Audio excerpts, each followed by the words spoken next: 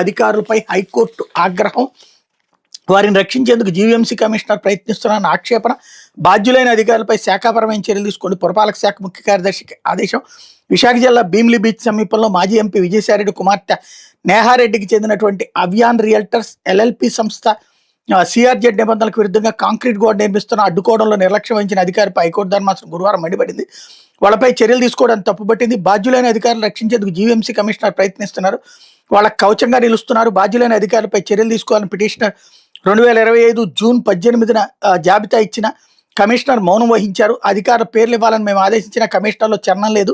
బాధ్యులైన అధికారులపై పురపాలక శాఖ ముఖ్య కార్యదర్శి శాఖాపరమైన చర్యలు తీసుకోవాలి. అక్రమ నిర్మాణం చేసే యజమానులు ఎంత తప్పు చేశారో ఆ నిర్మాణం జరుగుతున్న మౌనం వహించిన అధికారులు సైతం అలాంటి తప్పు చేసినట్టే కాంక్రీట్ గోడ వ్యర్థాలను పర్యావరణానికి హాని జరగని ప్రదేశానికి 3 వారాలుగా తరలించాలని జీవీఎంసీ కమిషనర్ ఆదేశిస్తున్నాం.